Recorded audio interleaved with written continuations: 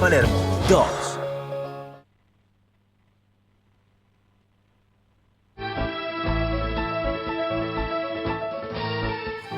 Muy buenas tardes, les habla Nicolás Casanseu, un nuevo programa en el cual tenemos un invitado muy especial, un querido amigo, combatiente de Malvinas, Esteban Tríez. Es, afortunadamente, Esteban, una de las historias que quizás más se conocen, dentro de lo desconocida que es la gesta de Malvinas. Vos tuviste, la suerte, o lo mereció la historia, mejor dicho, de que se hayan ocupado de la historia tuya, del famoso rescate del sargento Villegas, personas de una talla importante, un escritor argentino como Jorge Fernández Díaz, que le dedicó en el libro La Hermandad del Honor un capítulo entero, y después nada menos que Pérez Reverte. ¿Cómo sentiste, Esteban Tríez, este reconocimiento al más altísimo nivel? Cosa, te repito, muy rara en lo que son las extraordinarias historias de la gesta de Malvinas, que abundan y sin embargo no trascienden. Ante todo, Nico, buenas tardes y gracias. Gracias por este compartir este momento. Son esas cosas cuando uno empieza a analizar hasta dónde llegamos y no entendés. Pero sí encontrás que no hay límite. Y causalmente, digo, en la historia con el hermano Villegas, que es mi hermano de la vida, surgió así, que alguien le susurró en el oído a Jorge Fernández Díaz de que en una historia de Malvinas, un soldado le da una mano al sargento para sacarlo del campo de batalla. Y él dice, ¿cómo puede ser? Si todos los soldados, si todos los superiores eran torturadores o eran maltratadores, ¿cómo un soldado le va a dar una mano a un superior? La leyenda negra de Malvinas. La leyenda negra durante tantos 20 y pico de años. Entonces, cuando nos invitó al diario La Nación y le empezamos a contar la historia y estuvimos 2 horas charlando con él, abriendo él su cuadernito Gloria, creo que era, escribió 4 o 5 rengloncitos nada más, y estuvimos 2 horas hablando. Cuando salimos con mano de ahí dijimos, esto me parece que no entendió cuál es el mensaje. Y cuando leímos ese sábado, los primeros días de julio, justamente, lo que fue el relato, con la sensibilidad y con la transparencia de lo que fue el paso a paso de nuestra convivencia en Malvinas y en la posguerra, dijimos, fue maravilloso. Una memoria prodigiosa la de Jorge Fernández Díaz, obviamente un gran talento y además una honestidad intelectual a toda prueba, porque no tergiversó nada y se prestaba a la tergiversación como siempre ocurre. Exactamente, tal cual. Y ese respeto nos unió, justamente también lo hemos conocido a Pérez Reverte en la Feria del Libro del año anterior y también... ¿Eso fue antes de que Pérez Reverte se hiciera eco de la historia? No, porque Fernández Díaz, por lo que nos cuenta, cada historia que él termina de escribir se la manda a él. O se encuentra a Pérez Reverte para que la analice, que se la critique. Y nos comentó, Jorge, nos dice, mira que le he mandado historias, le he mandado mi libro Mamá y todos esos libros emotivos. Me dice, sí, lo llevaba bien, pero me dice, con la historia de ustedes, la primera vez que lo vi lagrimear. ¡Qué bárbaro! Y entonces cuando él vino a presentar su libro acá, que fue el último que había presentado Jorge el año anterior, nos dijo, mira, Pérez Reverte los quiere conocer. Así que estuvimos ahí en la presentación y ¿cómo fue? ¿Cómo fue? Fue cálido, pero escueto.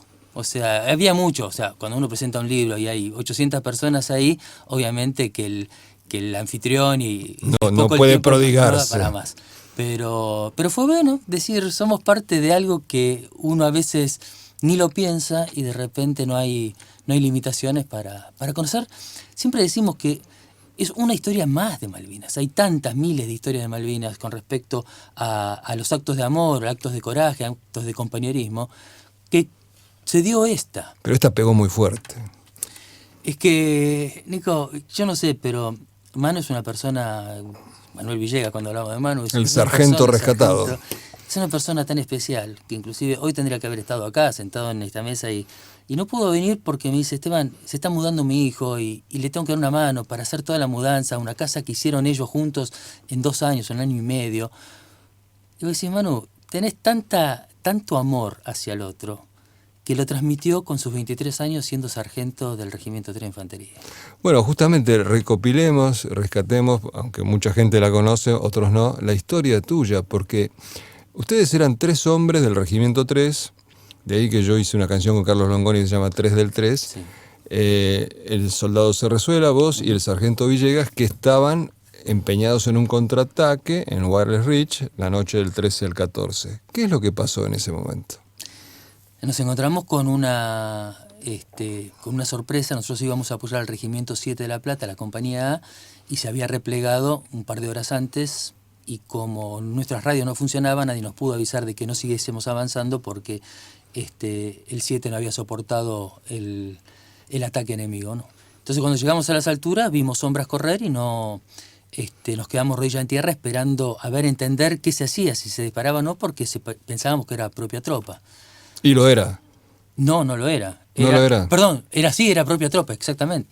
No, miento, era del Parak 2 que estaban arriba. Ya se había replegado el Regimiento 7. Ya se había replegado el 7, exactamente. Entonces a nuestra izquierda estaba el cabo Fariña, que cuando se ve o interviene que es el Regimiento 7, que es el grupo inglés, le dice a Villegas que lo apoyemos, que van a saltar. Villegas me pasa la voz que vamos a saltar, y en el momento en que avanzamos 6-7 pasos al lado de una piedra que estábamos replegados, se produce una balacera de no más de 30 metros a la redonda, y lo primero que hacemos es tirarnos cuerpo a tierra, tratar de sobrellevar ese momento. Y cuando amaina ese ataque, me incorporo medianamente y escucho al soldado ruso que me grita: tenía un tiro en el brazo. Ahí es donde me acerco hasta él, le hago un torniquete en el brazo y le digo: quédate tranquilo que después te sacamos. Me vuelvo a mi posición arrastrándome y le pego el grito al sargento, que lo tenía 6-7 metros adelante, a una altura, un ángulo de unos 30 grados, y le digo: mi sargento ruso está herido. Me dice: yo también. Le digo: ¿qué tiene? Un tiro en la panza. Me dice, y me ordena tirar de donde estaban saliendo las trazantes, que se los veía a unos metros mucho más adelante y más abajo, y cuando apunto, la silueta del sargento estaba en el medio. Le digo: mi sargento, córrase que no le puedo tirar. Me dice: tírele igual que yo ya estoy liquidado. Vuelvo a buscar ángulo de tiro, le digo: mi sargento, usted está en el medio, yo no le puedo tirar. Entonces me dice: deje que le tiro yo. Y así boca abajo como estaba, estira la mano para agarrar el fusil, que lo tenía a 20 centímetros adelante, y cuando lo está alcanzando le pegaron un tiro en la muñeca. O sea, con sus visores nocturnos tenían dominada la situación como si fuera de día, aunque Totalmente. Era un combate nocturno. Totalmente. Entonces automáticamente él se da vuelta, se saca el correaje, se saca las granadas, y al lado mío estaba el soldado Cerezuela, que hay que aclarar que José Luis Cerezuela entró en marzo del 82 al servicio militar y en abril del 82 estaba en la guerra. O sea, que se la bancó, pero como el mejor, un gaucho de primera. Y le digo: mi sargento, lo vamos a buscar. Me dice: quédense ahí, nadie se levante, que nos tienen rodeados. Y cuando levanto la cabeza, había 1 millón de pelotitas de fuego que estaban cayendo arriba nuestro, y digo: nos estamos quemando vivos acá. Y al lado mío estaba Cerezuela, le digo: Lupín, vamos a buscar a Villegas. Y al toque me dice que sí, no duda un segundo. Cuando estamos por salir con el fusil en mano, le digo: dejá el fusil acá. Me dice: Tría, nos van a hacer bolsa. Le digo: dejá el fusil acá. Apoyamos el fusil, levantamos los brazos, caminamos los 6-7 pasos, alcanzamos al sargento debajo de las axilas, lo arrastramos hasta debajo de una piedra, y el combate seguía. Ahora, si vos me decís qué pasó en ese segundo, y yo digo: bueno, no sé, había una campana de cristal que nos protegió. Y le salía mucha sangre de la panza, no teníamos curita, no había gasa, no había médico, no había enfermero. Pero hubo un diálogo más amplio con el sargento en ese momento, tuyo con él. Ahí es donde él me pide que le cuente a su familia como yo quiera, que van a sufrir menos, que él se quede en el campo de batalla. Que a mi hermana esto, a mi mamá aquello, a mis amigos lo otro. Empezó a rezar un Padre Nuestro, y lo reza completo.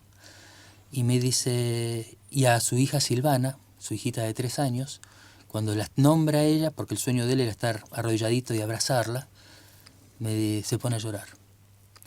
Y me dice textuales palabras, ¿no? Con perdón de la audiencia, me dice: Tría, yo no me pongo ni en héroe ni en boludo, pero esto es una abrazada que tengo arriba de la panza, no aguanto más este dolor, estamos a 8 kilómetros del hospital.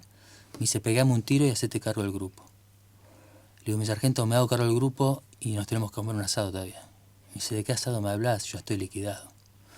Y lo agarro a Cerezuela, le digo: Lupín, a cada uno de los 10 integrantes del grupo que quedan hay que bajar, no hay más nada que hacer. A cada uno avisale que tienen que bajar.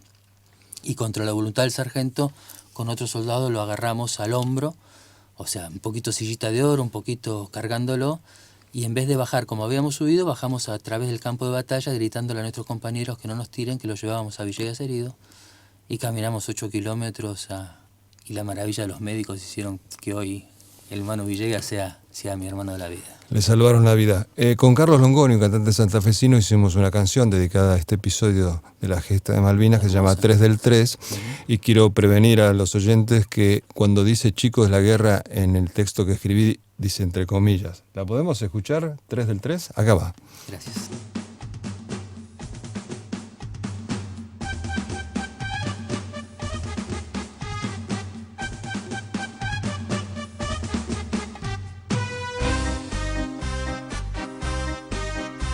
Eran 3 del 3 en el wireless, querían frenar el alud inglés. Un sargento, 2 soldados de su patria muy enamorados, mas al avanzar hacia Zambán, un Royal Marine al suboficial le apuntó, disparó en el vientre, gravemente lo hirió.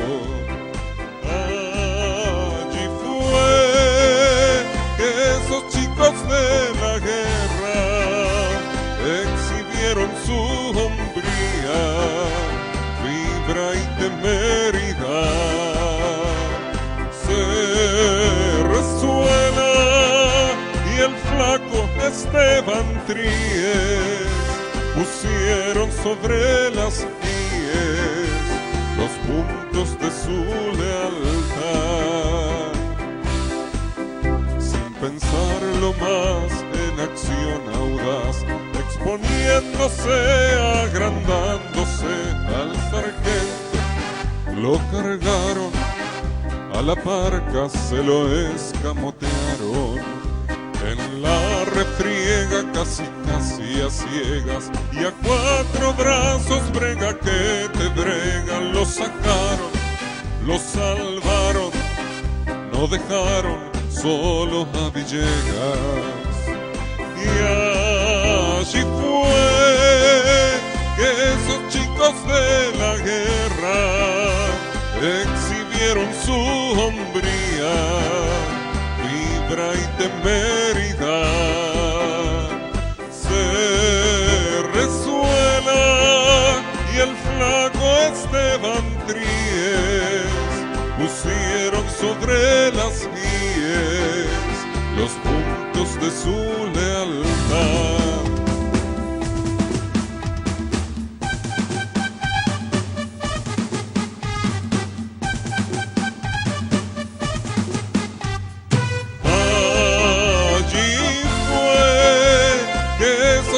De la guerra exhibieron su hombría, fibra y temeridad. Se resuena y el flaco Esteban Tríez pusieron sobre las IES los puntos de su lealtad.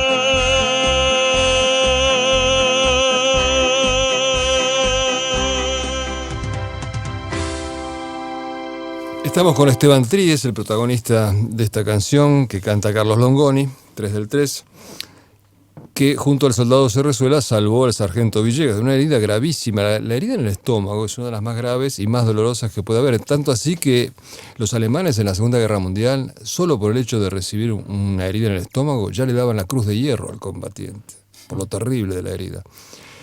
¿Cómo era el sargento Villegas antes de que ustedes lo salvaran? ¿Cómo era en el día a día? Aclaremos que tenía 23 años, no era mucho más grande que nosotros. En el día a día, en Malvinas, pues lo tuve como instructor en el servicio militar, en el año 81, en el Regimiento 3, en la Compañía A. Y en Malvinas, nosotros con Fernando Santurio, que era otro compañero mío, siempre compartíamos el pozo, compartíamos el día a día. Y llegó un momento que era tan buena la relación que teníamos de amistad, que le dijimos, mi sargento, en vez de tener que decirle mi sargento, ¿no lo podemos tutear? ¿No te podemos decir Manuel? 23 años tenía, ¿eh? Y nos dice, miren, me encantaría, después de Malvinas nos podemos tutear, pero yo acá no puedo que ustedes sean mis amigos, no puedo permitir, porque en el momento en que entrar en combate, si le tengo que dar la orden, No puedo decir, no lo voy a mandar a Tríes porque es mi amigo, o no lo voy a mandar a Santurio porque me llevo bien. Tengo que ordenar sin mirar a quién y tienen que ser todos por igualdad. Con eso te marca lo que era él como profesional del ejército. Así fue siempre, en la instrucción siempre fue así. Enérgico, estricto, pero siempre nos daba una explicación de para qué lo hacíamos. ¿Por qué la orden de tirarse cuerpo a tierra? ¿Por qué arrodillarse? ¿Por qué arrastrarse? ¿Por qué estar higienizado? ¿Por qué nos ordenaban estar limpios en Malvinas? Que hoy lo digo... Una tarea ímproba en Malvinas. No había agua. Ya de ahí arranquemos. Los charquitos, había que usar los charquitos. Pero hoy le decimos gracias, los que éramos por lo menos de la primera sección compañeros de él. Porque era la forma de mantener tu integridad, tu moral. Estar preocupado que un botón no se haya caído, cosértelo, o estar afeitado, estar peinado y estar higienizado dentro de lo que se podía. Pero, viste, por ahí en el momento, este es un desubicado. Si vos veías al resto de la tropa, eran todos mutantes.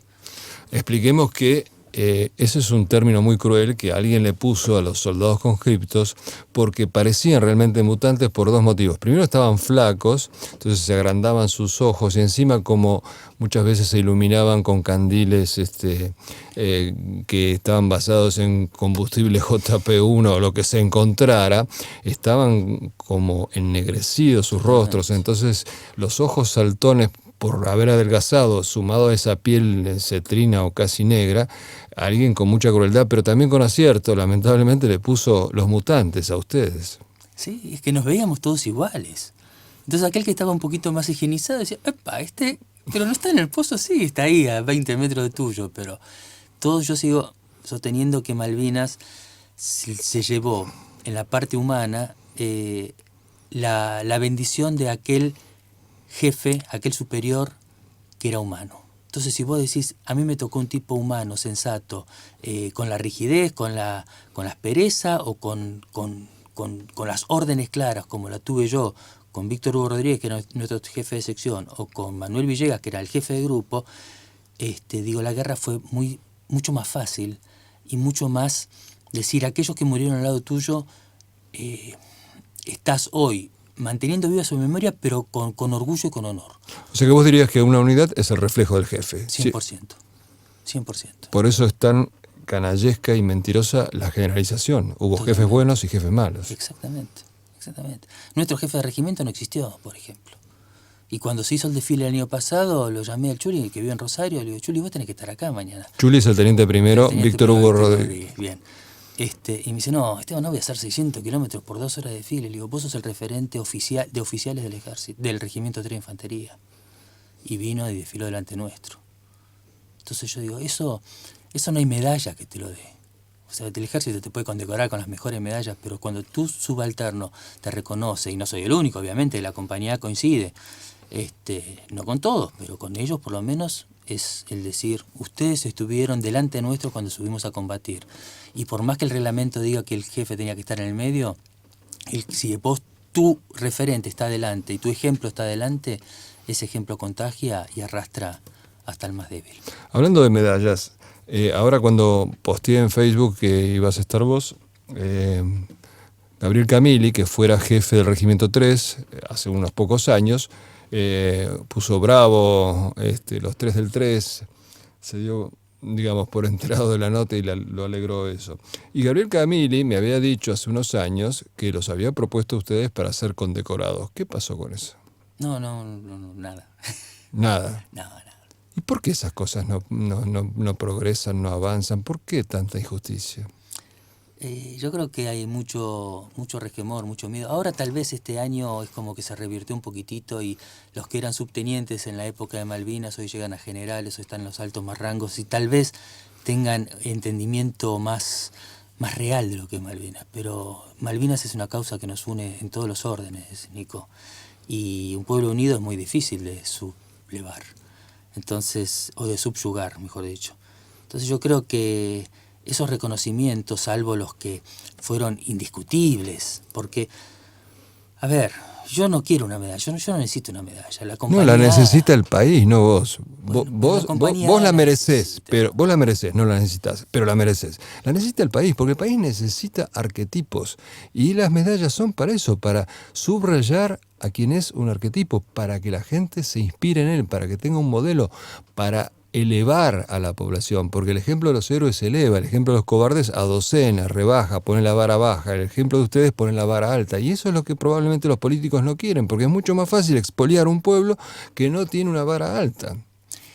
Coincido 100%. Por eso nosotros en el día a día, yendo a las escuelas y tener el reconocimiento del pueblo a través de los chicos, de cualquier nivel social y cualquier grado de que fuera, ese reconocimiento es lo que te lleva al ego lo más alto y decís, qué lindo es poder transmitirle a estos chicos valores y que se sientan capaces de poder hacer algo similar sin tener que ir a una guerra. Algo similar, rescato lo que fueron los valores en un campo de batalla, en una situación límite, que no tenés que ir a una guerra, pero hoy hay inseguridad, hoy hay abandono de personas, hay maltratos, hay accidentes, son situaciones límites. Y ese chico tiene que entender de que pasar por esa situación tan extrema no lo condena a estar con la cabeza dentro del pozo, seguir llorando el resto de su vida, sino entender para qué le tocó vivir eso y qué hago con esto. Bueno, me ayuda para dar un paso adelante, para fortalecerme, para darme cuenta que yo puedo, sí. Hemos ido a las villas a dar charlas en las escuelas y los chicos te dicen, flaco, ¿vos de qué me vas a hablar? Si mi padre está preso, mi madre es alcohólica y mi mujer me abandonó, por ejemplo. Me dice, yo me voy a suicidar. Digo, bueno, flaco, es una elección tuya. Pero yo viví esto, ¿te sirve? Y termina abrazándote y decir, voy a seguir adelante. Y después vas al año siguiente y lo ves al pibe que sigue estudiando. Entonces son los logros que vos decís, tantos valores que hubo en Malvinas, en todas las fuerzas, en todos los órdenes y la mayoría de los combatientes, que, como vos decís, los políticos es mucho más fácil divide y reinarás que unámonos para lograr bienes en común para un país con valores. ¿Cuáles son esos valores de Malvinas? Trabajo en equipo, liderazgo, compañerismo, pelear por el otro, compartir un pedazo de pan, rezar juntos, valorar la familia. Todo eso ayuda en el día a día, que no dije nada distinto a lo que un chico vive, cualquier persona vive en su casa.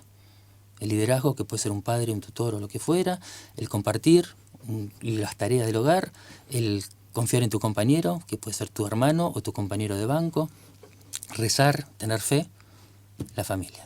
¿Todo eso se mantuvo a la vuelta? Yo lo entendí 20 años después.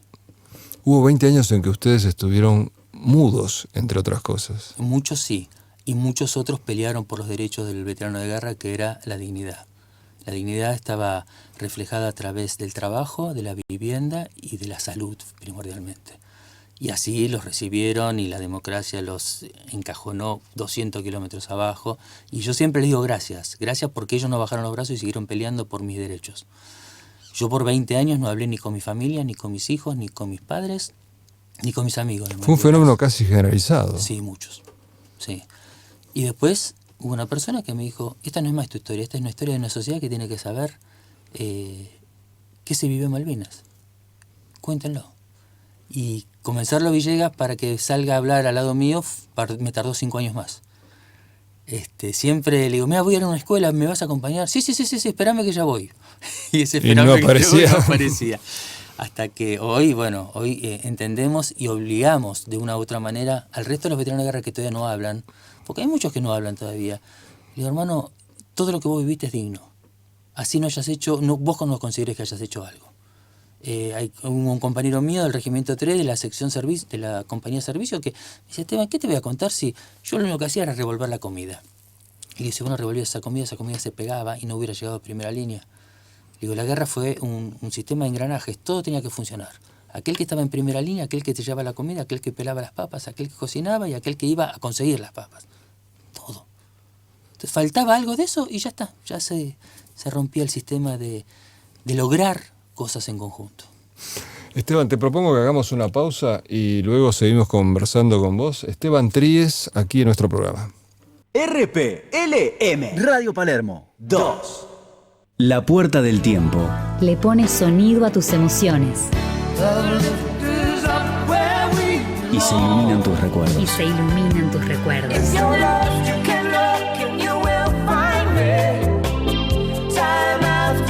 conducción de Alfredo Lepera. Sábados, 22 horas. 22 horas. Todos los miércoles, Campo y Economía ofrece un análisis de la actualidad con enfoque agropecuario, con la conducción de Carlos Curchi González y la participación de Daniel Mastro Pascua. Campo y Economía, los miércoles de 16 a 17. Carlos Curchi González, Daniel Mastro Pascua. El análisis de la actualidad con enfoque agropecuario. Miércoles 16 a 17. Campo y Economía. Modo Avión, un espacio para desenchufarnos del vértigo político que invita a poner la lupa sobre otras cuestiones claves de la sociedad que merecen atención. Modo Avión. En la noche de los miércoles, Modo Avión. A las 22 horas.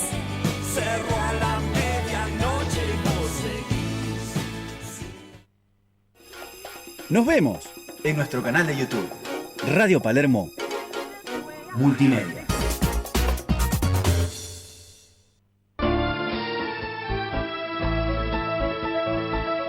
Bueno, les habla Nicolás Casanseu. Seguimos con el amigo Tríez, el protagonista del rescate del sargento Villegas. Quisiera que me contaras un poco más de Villegas, porque tengo entendido que más allá del entrenamiento que les daba, el adiestramiento, también se ocupaba de la parte espiritual y personal de los soldados. El 27 de abril del 82, 27 de abril, la guerra empieza el 1 de mayo, el 27 de abril a la media tarde hay una alerta de que puede haber un desembarco donde estábamos nosotros en nuestras posiciones. Y empezó a tirar la artillería que la teníamos a 600 metros atrás, tiraba a 800 metros adelante donde estaba la costa. Y la orden era estar agachado con el casco colocado, dentro del pozo. Y así lo hicimos.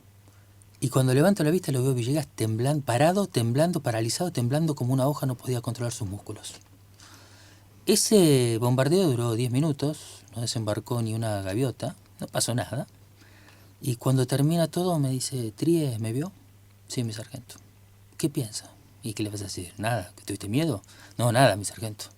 Me dice, tuve miedo, parece.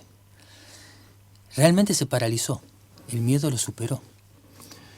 Esto no se cuenta mucho, no lo contamos mucho, pero es importante saberlo, porque uno a veces se cree gauchito que me voy a bancar todo y de repente cuando las bombas empiezan a explotar, realmente el temor lo tiene. Y la manera, él en su momento pensó, dice, si yo hoy hubiera muerto, porque esto hubiera sido realmente un desembarco o algo por el estilo, hubiera muerto como una rata y me hubieran dicho, a mi hija le hubieran dicho, tu papá un cobarde, murió como una rata, tan gritón que era, tan enérgico. Y empezó a rezar. Y al principio rezábamos juntos porque estábamos en el pozo. Y después íbamos rezando los 8, los 10, los 14 del grupo. Y después venía Víctor Hugo Rodríguez y ponía la Virgencita en la montaña, ahí en una piedra, y rezábamos 40.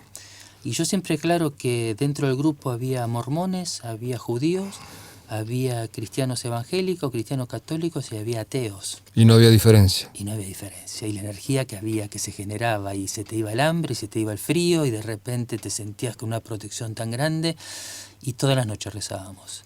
Y eso fue lo que nos fortaleció para el momento en que contamos antes, cuando subimos al combate, el 13 de junio. O sea, tuvimos 45 días para acostumbrarnos a la guerra. Y no solamente eso, a través del rezo, a través de la fe, de la esperanza. También notó cuando un soldado estaba falto de algo. O sea, no digamos de la comida, porque estábamos todos iguales. Le faltaba a todos. Le faltaba a todos. Pero una carta.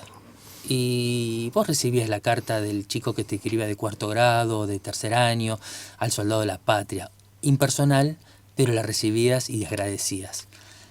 También era espectacular cuando recibías carta de tu novia, de tu madre, de tu padre, de tu familiar a vos, con nombre y apellido. Y justamente Lupín Cerezuela, José Luis Cerezuela, no recibía carta porque él a los 8 años se había ido de la casa. Entonces no había nadie que le escribiese a él porque él era huérfano y vivía solo. Y cuando fuimos una vez de cuarteleros, había que quedar un cuartelero, que una vez nos fuimos a bañar, y me había ordenado a mí, me dice, Tríez, quédese de cuartelero, y le agarra Cerezuela y me dice, perdón, no nos íbamos a bañar, íbamos a recibir cartas. Y me decía, Y él le dijo, mi sargento, que Tríes vaya. Y dice, ¿por qué usted no quiere recibir carta? No, si a mí nadie me va a escribir. Ah, bueno, está bien, tiene razón, quédese, porque le había comentado que estaba solo en el mundo. Y me acuerdo que cuando volvimos a recibir carta, con unas alegrías, con una sonrisa de oreja a oreja, el sargento éramos 4 o 5 que íbamos caminando así en grupo, y nos dice, yo les voy a pedir un favor. En el ejército pedir un favor es una orden encubierta. Claro. Entonces decía, descríbanle a sus novias que alguna amiga, alguna prima, alguien, una mujer le escriba a José Luis Cerezuela, con nombre y apellido.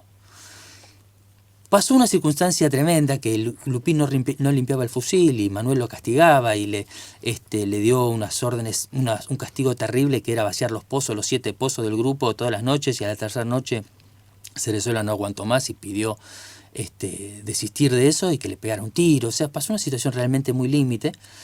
Entonces ya Villegas lo tenía a él como su sombra. Decía, bueno, no te voy a levantar este castigo de vaciar los pozos, pero a partir de ahora, cada vez que haya minutos de descanso, que se pueden quedar relajados haciendo algo, vos vas a estar al lado mío.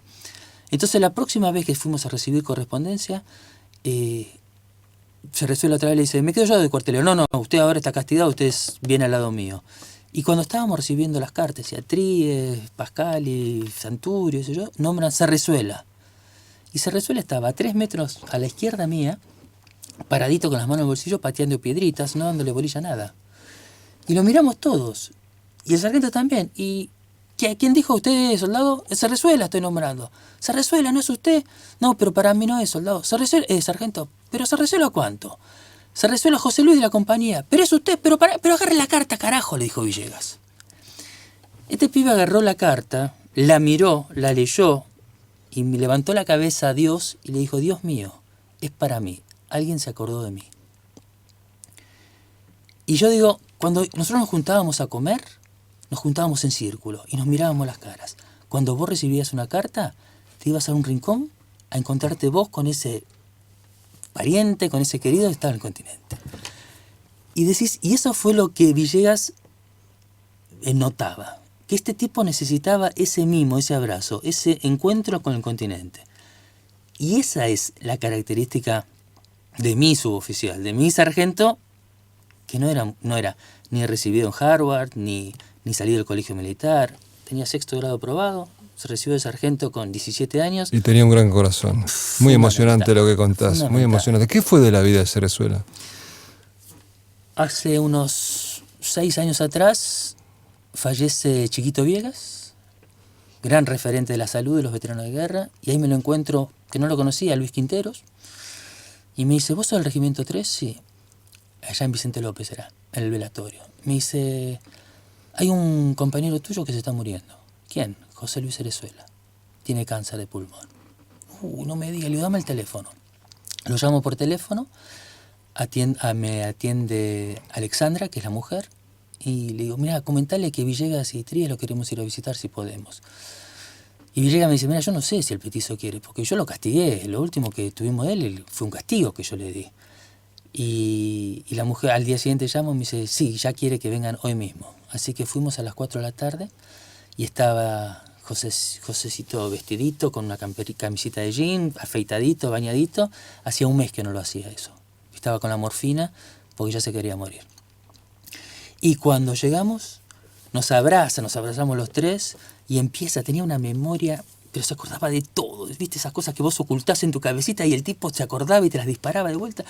Y empezaba, ¿se acuerda mi sargento cuando hicimos esto? ¿Se acuerda mi sargento cuando hicimos aquello? ¿Se acuerda? Bueno, hasta que Villegas le dice, Petizo, no me digas más, mi sargento. Decime Manuel o decime Villegas, yo no soy más tu sargento.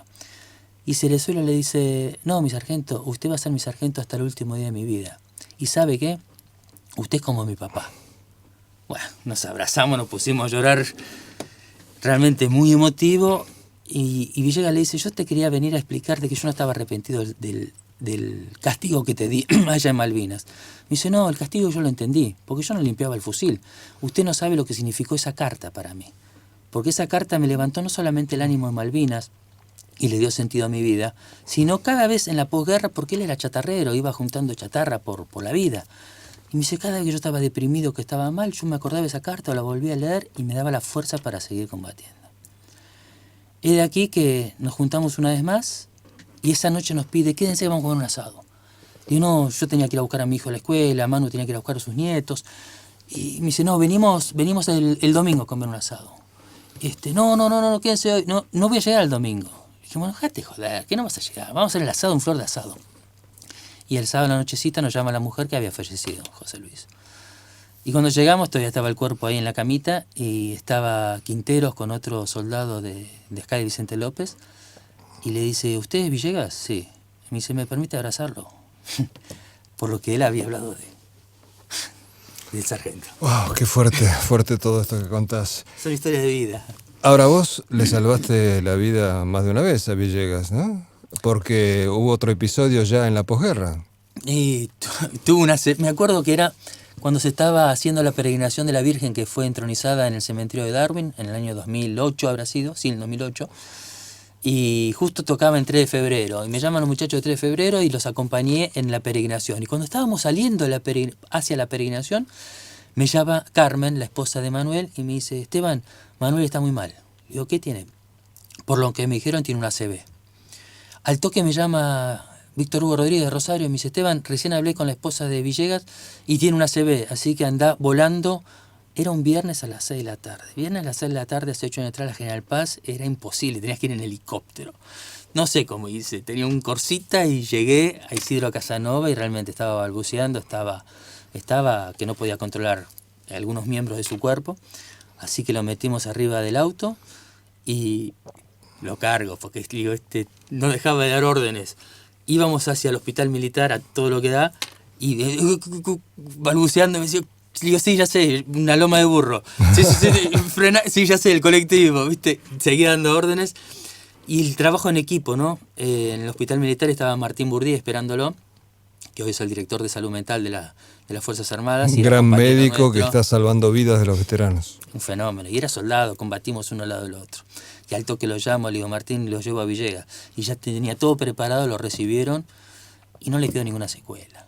Genial. Genial. Vos sos el que lograste que no tuviera ninguna secuela, porque todo es tiempo en una ACV. Y él me dice que no paga más ninguna obra social, me prefiere invitarme a comer para no pagar la obra social y yo siga cuidando. ¿Pero también le dijiste que estabas harto de salvarle la vida o no? Fueron esos momentos tan lindos que decís, sigamos disfrutando de la vida porque son los regalos que te dieron 35 años después de una situación así. Mira, todos estos temas son edificantes, emocionantes, pero no tenemos que obviar tampoco temas dolorosos, porque queremos toda la verdad. No queremos solamente una pintura rosada de Malvinas, sino temas dolorosos. Yo mientras estuve en Malvinas, nunca vi ni me enteré que hubiera habido abusos contra soldados, estaqueos. Después cuando volví, sí me enteré, entre otros por vos, de que sí los hubo. Y me hierve la sangre cada vez que recuerdo algunos episodios. Yo hubiera hecho fusilar a los que abusaron de los soldados de esa manera. Me gustaría tu visión de soldado de ese fenómeno. ¿Qué magnitud tenía? ¿De qué manera se puede calificar? ¿De qué manera se puede encuadrar dentro de la gesta? Yo tengo la convicción, después de haber hablado con vos y con tantos, de que era una excepción y no la regla. Imbéciles hay en todas partes. Pero quisiera que vos libremente me digas qué pensás vos sobre el tema. Yo siempre digo que antes de hablar de este tema hay que ponerse realmente en situación, porque hoy estamos en un ambiente hermoso, cálido, tranquilos. Hay que ponerse en una situación, en un campo de batalla, donde el miedo, donde el hambre, el frío, no tenés nada, absolutamente nada, tu vida no vale nada, y necesitas generar confianza, necesitas generar cosas. Yo tengo 2 situaciones. Una, totalmente justificada, hay un soldado de la compañía B del Regimiento 3 de Infantería que está buscando testigos y después de 35 años no consigue que sus compañeros le salgan de testigo porque se fue a dormir en la guardia. Dormirse en la guardia bajo un código militar es fusilamiento, porque tus compañeros tienen derecho a descansar. Tus 20, 30 compañeros, esas 2 horas que solamente a vos te toca estar de guardia. Y este tipo dejó su guardia, le sacó la frazada al compañero, por testigos dicho, por ese compañero que se estaba achicharrando de frío, y se fue a dormir. Cuando el oficial lo encuentra, que había hecho un relevamiento de guardias, lo encuentra que estaba durmiendo. Eso es fusilamiento en el ejército argentino y en cualquier ejército del mundo. Perfecto. Bueno, ese tipo hoy lo estaquearon y hoy está dentro de las víctimas diciendo por qué me estaquearon, yo quiero resarcimiento porque este tipo me maltrató. No consigue quien le salga de testigo. Y o sea, hay una condena moral de sus propios camaradas. Totalmente. Y por otro lado, a nosotros nos pasó que un compañero mío, cuando en un momento nos ordenan a formar, le dice al oficial, le dice, yo no formo más, metete las islas en él, yo me quiero ir a mi casa, estoy harto de esta mía y quiero ir con mi mamá. Basta. Los 100 tipos que estábamos ahí, yo digo, donde este se va, yo me voy detrás de él. ¿A dónde vamos? Y el oficial le dice, vos me estás diciendo esto porque sos un cagón, porque mañana vamos a entrar en combate y no vas a tener los cojones para combatir por la patria, y porque esto, porque aquello. Y el soldado le dice, y vos me decís esto porque vos tenés las tiras colocadas y te crees que tenés más autoridad que yo. El oficial dijo, hagamos un cuadrado, se sacó las tiras, le dio a su asistente las tiras y dijo, esto lo vamos a definir a las piñas. Si yo te gano, te estaqueo. Y si vos me ganás, te vas a Puerto Argentino y no hace falta que me digas más nada donde estuviste. En los 2 segundos lo tenía el oficial agarrado el cogote al tipo que le podría dar una piña. Le dijo, ¿ves? Ya te tengo ganado. Estaquéenlo. Media hora. Sirvió de ejemplo.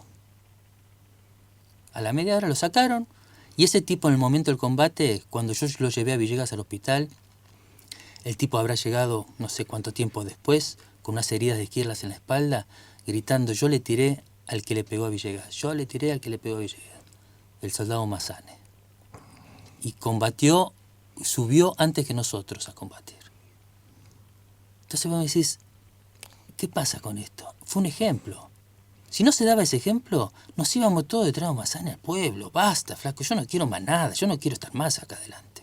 Ahora bien, el estaqueo no está en el Código de Justicia Militar. ¿Había una posibilidad de otro tipo de medida disciplinaria? No lo sé.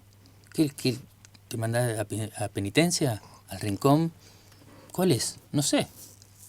A ver, también todo es limitado. Vos no podés tener una noche entera el tipo estaqueado. Porque sabés que con temperaturas bajo cero, con la humedad, con el frío, con el viento y todo eso, se te van a entumecer los músculos y vas a quedar De hecho, bolsa. pasó en algunos casos. Ha pasado sin lugar a duda. Por ejemplo, ¿conoces alguno? Hay 42 denuncias de maltrato hechos en el Juzgado Federal de Río Grande, y yo las leí, las 42. Hay una sola que coinciden 3 subalternos con el mismo oficial. Es un oficial del ejército, de otra unidad. O sea, 3 casos tienen testigos, los restantes no tienen testigos. No, todos tienen testigos, pero 3 subalternos con el mismo oficial. Ok. Esas 42 personas que maltrataron a sus subalternos, yo no entiendo, no sé por qué, ni cuáles fueron las circunstancias.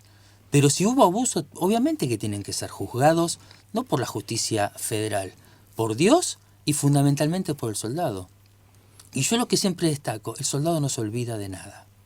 Puede perdonar, pero no se va a olvidar. Entonces, si vos en un desfile ves que vienen los oficiales y vienen los soldados y nos abrazamos y gritamos juntos y gritamos el viva la patria juntos, quiere decir que ese grupo estuvo a la altura de las circunstancias. Porque ese tipo que está juzgado y está penado por sus soldados no va a salir de su casa. Porque el soldado no se olvida. Así tenga 50, 60 años, algún día lo va a encontrar y lo va a reventar.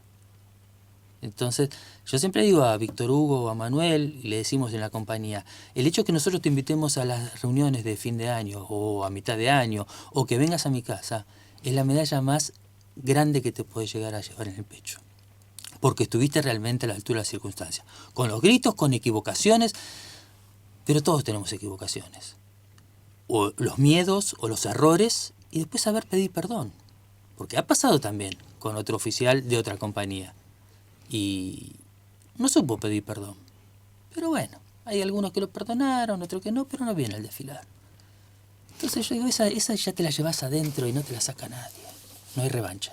Y sobre un universo de 10.000 soldados, 46 es una proporción ínfima. 4%. Sin embargo, hay grupúsculos que quieren presentar los estaqueos casi como un símbolo de lo que fue la Guerra de Malvinas. Y hablan de lesa humanidad, algo sistemático y generalizado. Y bueno, pero ya se está destruyendo o, digamos, absorbiendo ese minúsculo grupo de desmalvinizar, de victimizarnos, de tratarnos como pobrecitos. ¿Y qué opinas de este nuevo intento de calificar de NN a nuestros combatientes en Malvinas? Y lo hablamos con María Fernanda Araujo, con Delmira de Cao, con los Massat. Ninguno es NN. Folch murió al lado nuestro y lo único que no tenía era la chapita colocada en el cuello. Pero se llama André Folch y está sepultado como un soldado argentino solo conocido por Dios. Se conocen los nombres, no se conoce el lugar exacto, quizás. Exactamente, y sabemos que hay muchos que no están en el cementerio de Darwin. De los 123 tumbas que hoy están abriendo, sabemos que hay compañeros que quedaron desintegrados. Y a través de un programa de radio te vas enterando, no, le cayó una bomba en el nido de ametralladora y los 3 murieron desintegrados. Entonces, ¿qué vas a buscar? Porque si 35 años después esas madres ya aceptaron el dolor, el duelo, ya hoy Delmira de Cao me dice, yo transformé el odio en amor, porque yo ya acepté la muerte y ya encontré el para qué murió Julio Rubén Cao. Para que su nombre aparezca en todas las escuelas del país, para los nombres de las aulas, de los patios o de las escuelas. El Entonces, soldado maestro que fue de voluntario. Exacto. Contá por qué fue. Julio Rubén Cao era del Regimiento 3 de la Compañía Comando y había hecho el servicio militar en el año 81 y se fue de baja, en la primera baja igual que yo, y su papá tenía una empresa metalúrgica importante que le dijo, Julito, esta empresa es tuya. Y le dijo, no, papá, yo voy a ser maestro y maestro de escuela pública. Y era maestro de 3er grado D de la escuela número 32 de Gregorio de la Ferrer, ahí en La Matanza, y sábado y domingo se iba a la Villa 1114 a hablarle a los chicos hace 36 años atrás de lo que era la inseguridad, lo que era la droga. Un día el curita de la villa le dice, Julio, no vengas más a la villa porque los milicos están levantando gente y en cualquier momento desapareces. El 30 de marzo del 82 fue a reclamar por los derechos con la CGT trabajadora, con Ubaldini. Cuando fueron apaleados en Plaza de Mayo. Exactamente. Hubo muertos, hubo heridos y hubo apaleados y dentro de esa protesta por los reclamos de los docentes estaba Julio Rubén Cao. 30 de marzo. El 9 de abril estaba preparando el bolso y la mamá le dice, ¿dónde va, Julito? En el regimiento están llamando a los soldados, tengo que volver. No, vos no, Julio. Vos estás casado y tu mujer está embarazada. Así que a vos la ley te ampara. Y Julio se le planta a la mamá y le dice, mamá, ¿cómo me voy a parar frente a mis alumnos? Y les voy a hablar de la grandeza de Belgrano, de Güemes, de Cabral y de tantos otros, si cuando la patria llama a su maestro se esconde debajo de la mesa. Agarró su bolsito y se fue al cuartel. En el cuartel le dijeron, Cao, usted la ley lo ampara, no me meta en problema, que usted está casado, su mujer está embarazada. Gracias por venir, váyase a su casa. Éramos 1000 soldados que salimos del Regimiento 3. En el tumulto de ese 10 de abril que salimos en caravana, Julio revolvió el bolso y apareció en Malvinas. De polizón. De polizón. Hasta que cuando armaban posiciones, le dije, Cabo, ¿qué hace usted acá? Y yo tenía que venir, le dijo al cabo primero. Y el día 8 de junio escribe una carta a sus alumnos de 3er grado D, pidiéndole disculpas a los compañeros docentes por no haberse podido despedir como él quería, lo mismo que con sus auxiliares, y a sus alumnos de 3er grado les decía que el soldado maestro estaba cuidando la patria y estaba conociendo cada rinconcito de Malvinas. Y cuando él volviese, como en vuelo de cóndor, les iba a contar lo hermoso que son nuestras Islas Malvinas. Firmado Julio. Murió la mañana del 14 de junio en un repliegue de la compañía. Y yo digo, logró superar ampliamente sus expectativas de contarle a sus alumnitos de 3er grado D. Porque hoy todas las escuelas del país, o la gran mayoría, por lo menos la que vamos nosotros, saben la historia y le dejamos la carta del maestro Julio Cao. Y eso es lo que Delmira nos agradece y nos dice, yo perdí un hijo en la guerra, también perdió otro hijo en la posguerra y su marido murió por la pérdida de sus 2 hijos de depresión. Me dice, pero gané cientos de hijos alternándose a ustedes, velando y manteniendo viva la memoria de nuestro héroe, de nuestro hijo, que era Julio Cao. Qué madres admirables, con qué entereza. Por ejemplo, la madre del soldado Mosto también reciben este castigo terrible, el peor que puede tener una madre, cuando gente que no ha vivido nada se victimiza. Qué abismo que hay entre las dos psicologías, entre las dos maneras de ver la vida. Esta victimización además es criminal, porque el soldado que se victimiza, ¿no es acaso el que después termina suicidándose? El tema del suicidio yo no lo puedo calificar, no lo puedo encasillar en algo. Una vez le pregunté a una psicóloga y digo, los que murieron en el campo de batalla son héroes. Y los que murieron en la posguerra por el abandono de una sociedad y de un Estado, ¿qué son? Y me dice, también son héroes. Y le digo, para mí son víctimas del abandono. Me dice, no, yo los considero héroes. Y no puedo terminar de calificar. No hay muchas víctimas en Malvinas. Los que murieron porque no pudieron ser reconocidos por una sociedad, somos culpables de no estar presentes cuando ese soldado necesitaba un abrazo, un gracias. No hubo un presidente en 35 años que se le plante a una formación de veteranos de guerra y le diga gracias. Yo pensé que el año pasado iba a ser, y casi, llegó más tarde, llegó al campo de polo después. Pero bueno, digo, ¿tanto cuesta?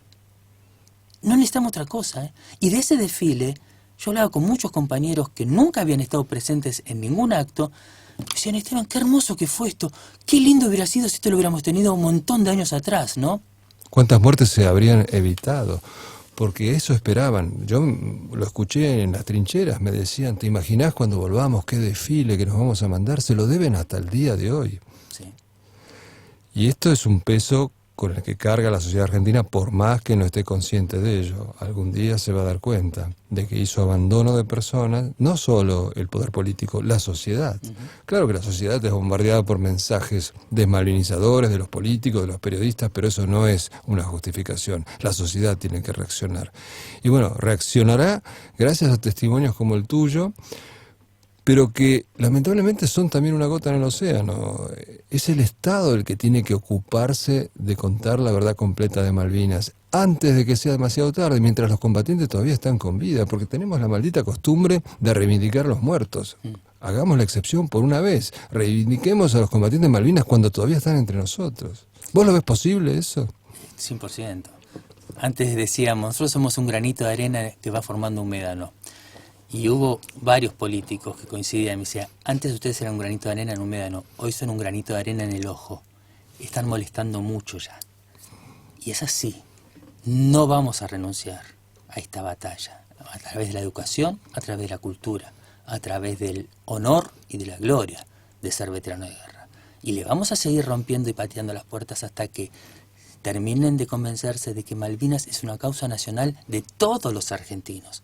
No de un puñadito que combatimos allá, de todos, porque mi mamá estuvo comprometida, mi maestra estuvo comprometida, mis vecinos estuvieron comprometidos, tejían, daban una cartita, un chocolate, todo el mundo estuvo comprometido. Entonces, no fue nosotros solos que estuvimos allá. Había un pueblo, un país. Vos me podés decir, otros miraban el mundial, iban a bailar. Está bien, es la lógica de negar un montón de cosas o de ignorarlas. Pero como nación, la nación estuvo comprometida. Entonces va a llegar un día una reflexión de algún gobernante referente de nuestros destinos que va a incorporar Malvinas porque es nuestro territorio. Es irrenunciable, lo dice la Constitución Nacional. O sea, no lo estamos diciendo nosotros. Entonces, ¿por qué no lo agarran? Y porque hoy todavía los intereses comerciales, económicos o políticos tejen mejores redes que hablar de lo que necesitamos como unión.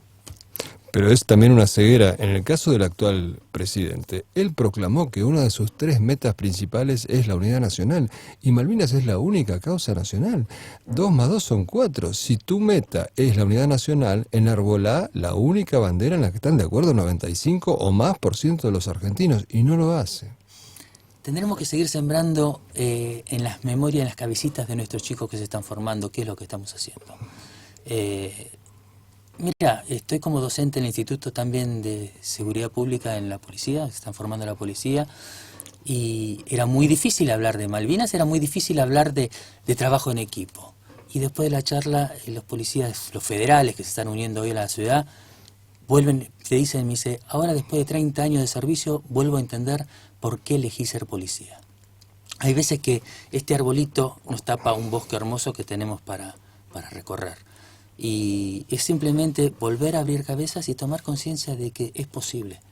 Si no, no estaríamos en todas las escuelitas, todos los días, con programas de radio, siguiendo sembrando Malvinas. Claro, pero la gran pregunta, de nuevo insisto, es, ¿esto va a pasar en vida de los combatientes? Porque a San Martín lo reivindicamos 50 años después de haberlo echado prácticamente del país y 27 años después de que se muriera. yo no pienso renunciar. Si lo veo en vida, Dios me dará esa alegría. Y si no, mis hijos o mis nietos me contarán cómo se revirtió este país a través de la causa de Malvinas. Pero que es inexorable el reconocimiento, eso no tengo la menor duda. Como siempre digo, en 100 años nadie se va a acordar quién fue Macri o quién fue Kirchner, y todo el mundo se va a acordar de Esteban Tríez y de otros tantos combatientes de Malvinas, porque van a estar en los libros de historia. Eso es inevitable. Sí, sigue existiendo Argentina como nación, que tampoco hay que descartar, porque hay naciones que se suicidan. Hay naciones que cuando yo era chico estaban en el mapa y no están más en el mapa. Espero que tomemos conciencia de ello y que no dejemos que desaparezca la Argentina como nación. Tengo la fe de que no va a pasar, pero todos y cada uno, los que escuchan este programa, tienen que aportar su grano de arena para que esto no suceda. Y si no, vamos a correr un destino muy triste. No quiero ser pesimista, pero quiero alertar de que quizás estas son las últimas oportunidades de retomar una vida como nación, de dejar de lado este patriotismo futbolero que es el único que se observa en la actualidad en Argentina. Está bien, también tuvieron mucha culpa en esta frustración post-Malvinas, los generales que no se jugaron, los almirantes que no se jugaron, la frustración que tuvo la población al estar bombardeada por una propaganda que decía que estábamos ganando y de repente nos rendimos. Pero si no revertimos eso, que tiene que ser una política de Estado, corre peligro nuestra subsistencia como nación. Las naciones necesitan de los héroes para seguir existiendo. Son fundacionales los héroes. Los tenemos de carne y hueso hoy entre nosotros. El equivalente de San Martín y Belgrano, y hasta ahora la población no los conoce. Esperemos que eso cambie. Y gracias a trabajos como el tuyo, Esteban Tríez. Te agradezco mucho haber estado aquí. Es un privilegio para mí y un honor. Y bueno, seguiremos en la trinchera hasta que nos pongan el sobre todo de madera. Gracias Nico por este espacio, es espectacular. Así que sigamos adelante. Gracias a vos. Adelante nomás. Muchas gracias. Les habló Nicolás Casanseu. Dios mediante, nos reencontraremos en exactamente 7 días. Hasta entonces.